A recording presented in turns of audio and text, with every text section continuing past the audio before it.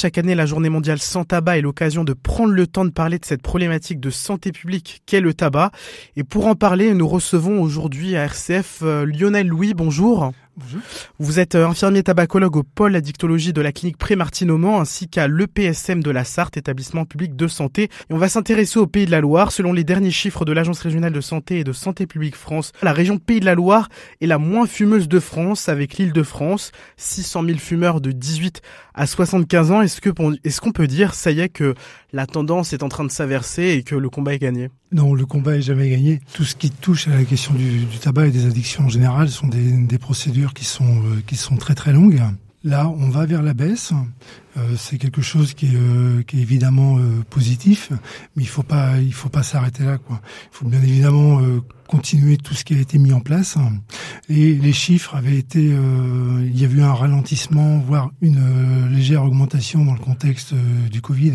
Un épisode très anxiogène pour toute la population et encore plus chez les sujets addicts.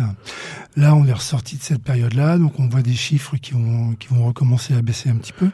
Mais non, il faut surtout pas s'arrêter. Et comment vous l'expliquez justement cette baisse? Est-ce que c'est le coût du tabac aussi qui a influé le comportement des gens et qui a fait que les gens fument moins désormais?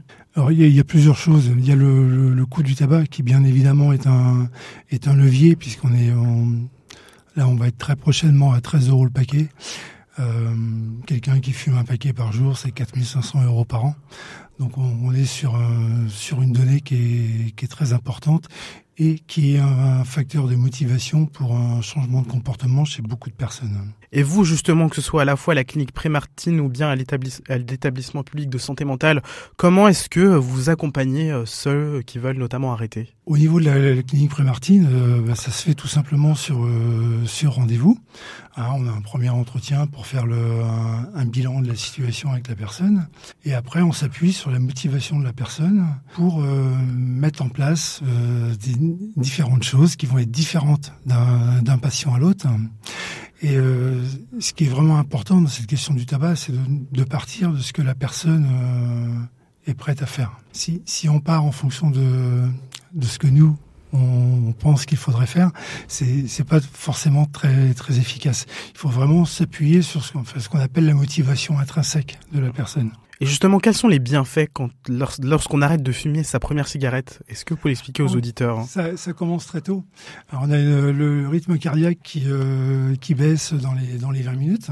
Et puis très très vite, on a des améliorations qui sont très perceptibles et très concrètes. Par exemple, on peut avoir une amélioration au niveau du goût et de l'odorat au bout de 10-15 jours. Au bout de 3 semaines, 1 mois, on commence à percevoir une amélioration aussi au niveau du souffle, sur des choses toutes bêtes, mais pouvoir monter 2 étages sans être obligé de s'arrêter sur le palier du milieu. Et tout ça sont des signaux qui sont encourageants. Et lorsque vous les accompagnez justement, est-ce que vous les conseillez aussi de se diriger aussi vers des substituts nicotiniques comme les pastilles, les gommes ou bien les cigarettes électroniques? Est-ce que c'est aussi un appareil d'accompagnement qui peut leur être utile? Oui, c'est d'abord ça fait partie des méthodes qui ont fait leurs preuves. Les substituts nicotiniques, c'est ce qu'on utilise dans la prise en charge de première intention.